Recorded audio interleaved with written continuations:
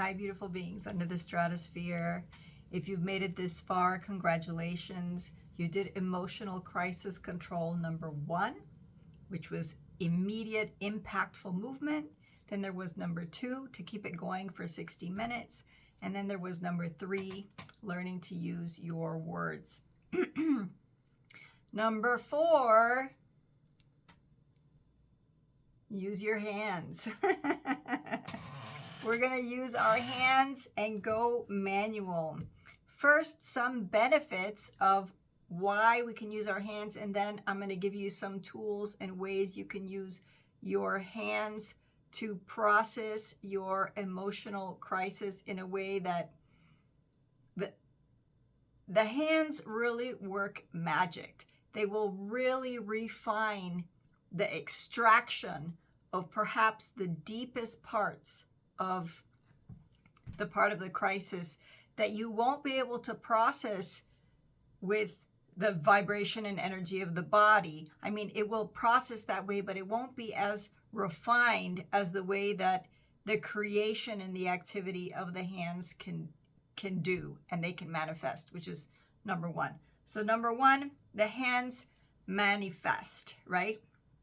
So in Spanish, it's la mano manifiesta, no? The hands, they manifest. And from there comes the word mano.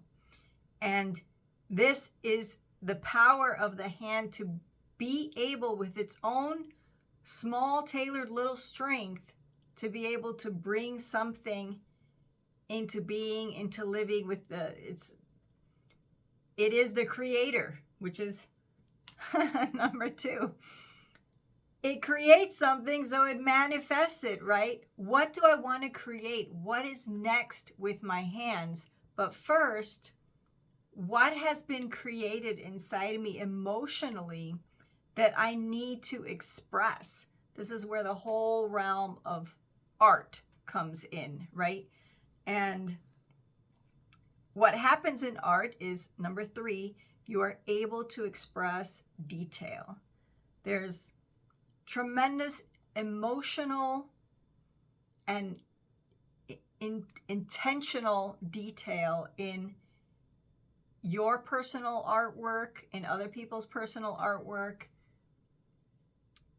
Just this ability to express the detail is always amazing. I love in the Japanese culture, I have a friend and she says, I don't know what we have culturally, we love to see everything so small. And it was her challenge to make origami little sakura birds at the restaurant that she worked as small as she could. She kept like folding it, and she like had a collection. She's like, this is the smallest one I've made. And I thought, what are you processing there? You know, what is the need for this? But she said there was tremendous satisfaction and relief in being able to do this. And the nice thing was that she would put them in the little dishes when she would give clients their change. And my mother had a collection of all her little sakura birds. All right, the hands are a tool for transformation. That comes with art. But if you just think of makeup, what that does and how that transforms someone, if you think of what it can do for people's hair coloring, why is it that someone can hair color someone or give them a trim or do things to their hair? They called in Spanish also la mano. Tienes buena mano. If you have a good hand, then you are able to transform this person much more accurately than someone who doesn't have a good hand, right? Ooh, this one is nice. The hands are the breakers of chains. So there's a symbolism, no, of either having the wrists bound together, and it's this strength, it's this motion, it's this liberation, right? That we're looking for this release of this. This is how it symbolizes for us, no? This emotional crisis, we want to be free from this. Freedom, they say sometimes, is even a higher need at that moment than being loved. Especially in crisis, you might embrace your freedom much more than oh, come and help me. You're like, no, I need out, right? I need out of this emotion. The rest will come, yes. But in that moment, it can be that this breaking of the chain is essential for you to get through this moment, the moment of crisis, right? And on the other side of the breaker of change, the hands are also the heart holders. So you can see it as a metaphor as holding your own heart, but a great way of healing out of the crisis is having to help and heal someone else, or having to care for someone else. They say a lot of people were able to pull themselves out of their spiral or their drama because they knew someone needed them. Someone needed their love, their time, their affection. They were caring for someone. And this holding of this other being's heart was superior to them falling into the drama of the emotional crisis. So it can help to lift you out. It might not help you process it, but this whole series of these 7 releasers of crisis are for resolving in the moment. The processing can take a long term of months into years, and there's time for that. The whole point now is to break even, where you to breathe today and breathe tomorrow. That's what we're doing here. So now we're going to look at several things that the hands can do. How are they going to do the manifesting, the creating, the expression of the detail, be the tool of transformation, and break the chains and hold others' hearts as well as your own in this moment? I had the paper. Here it is. I had the paper right here.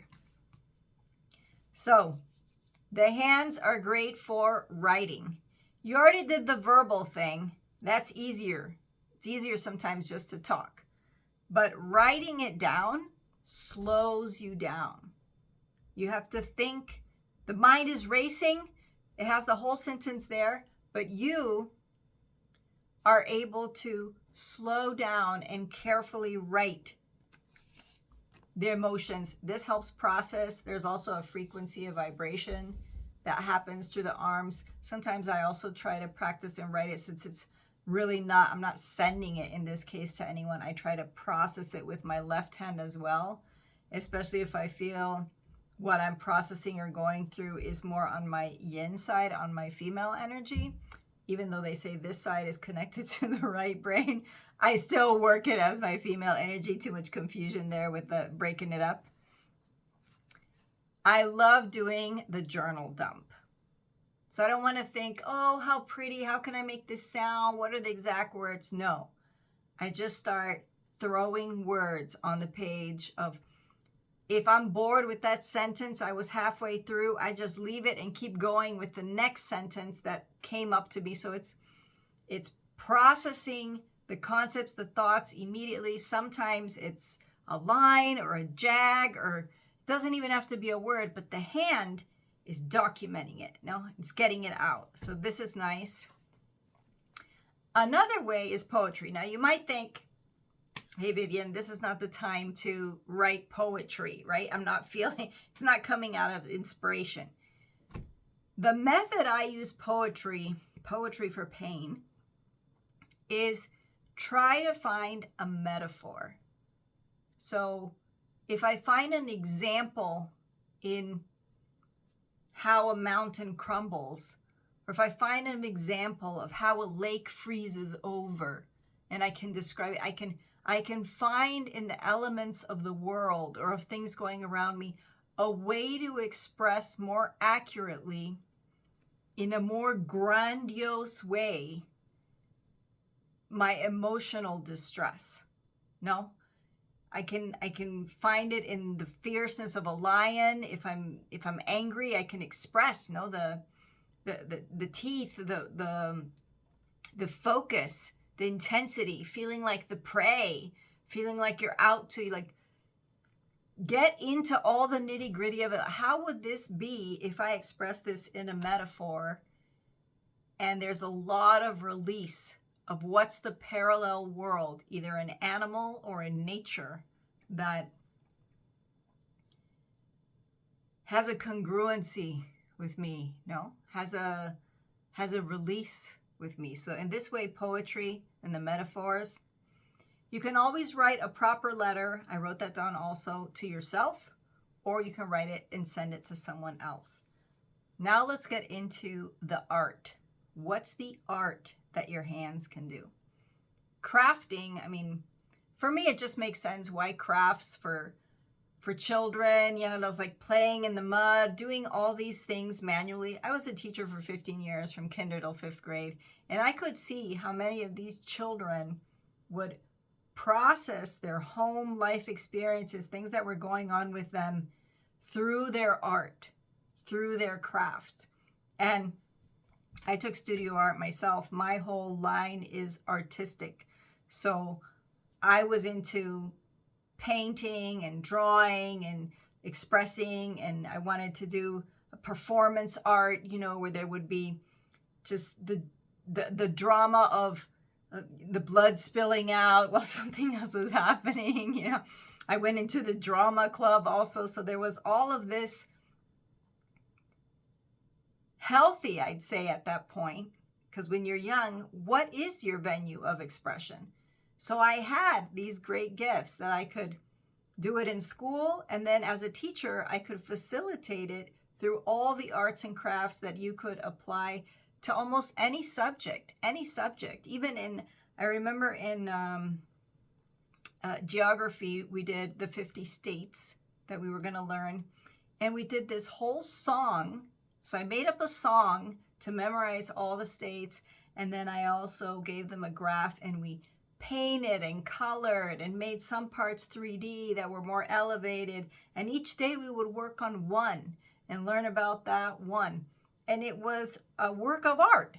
Everybody was creating their 3D United States, and it was just the best, even for myself. I remember I really enjoyed that. So crafts, paint it, sculpt it, carve it, knit it. This example really wrenches at me, but I found it was such a positive expression of liberating something you're living, you're processing. This woman who kind of lived in crisis of what had happened to her by knitting, by making an Afghan. And it's in agua de por chocolate. Como agua para chocolate. That's the name of the movie. Like water, like chocolate, like water for chocolate. Total tongue twister there for you today, huh? And because of her pain that the man that she loved married her sister, and she lived in this impossible situation and relationship in the house that, I don't know, back in the day, sometimes I think, oh, it was worse off with all this hidden stuff going on. But so every night in her misery, she said she would sit down and start to knit. And they show in the film, like, her thoughts and what she's doing, and every night what she's knitting, what she was, and how the time would pass, and she was knitting. But it never stuck in my mind so strongly as the moment when she kind of lost her mind in the end. So they send her off with a doctor down, or up, it should be like, from Mexico, I guess, up to the United States to get treatment. And she's in the station wagon, and she's pulling off with the doctor, and they cover her with her quilt. Or they wrap it around her and cover her. Sorry, excuse me. And as it's driving off, you can see the Afghan being drugged and pulled off. And it just, like, it's endless. It's endless. It keeps, and it finally, it's like, yes, look at what the night after night of the, like, That was so intense and so real for me that of course one would go insane. Look at all the pain driven year after year and her form of expression to be able to get it out with knitting. Hopefully with the crisis control that we're offering here, this can be shortened where we contain it and work it out, really twist it out beforehand, and then we can quilt we can knit these 7 days, or paint these 7 days, or sculpt these 7 days, and then on the other side of that, take a pause and reassess and say, okay, now I'm going to make a decision of how I'm going to move forward. So the point throughout these 7 days is more to process and filter the energy, the shock, the impact of having lived an emotional crisis. And control is kind of just, a way of saying it, but we're not really trying to control the situation. We're lowering the intensity of the heat of the moment, so then with the knowledge and the tools that we have and whatever we learned through this crisis, we can become above, and then there is no need to do any more crisis control. We will already have naturally segued into how to resolve this for ourselves in a much more peaceful and coherent manner than we would have done had we acted in the moment of the situation. That would be more like reacted. But after 7 days, or however much longer it takes you, you can do the whole 7 days again. Maybe it's 14 days. But then I will respond versus react. And that's what we're going for. So if you've done number 3 and you've used your words and you're ready to get your hands into it, go ahead and do that. Get your hands, las manos en la masa. And you put your hands into the dough. And tomorrow you will wake up stronger.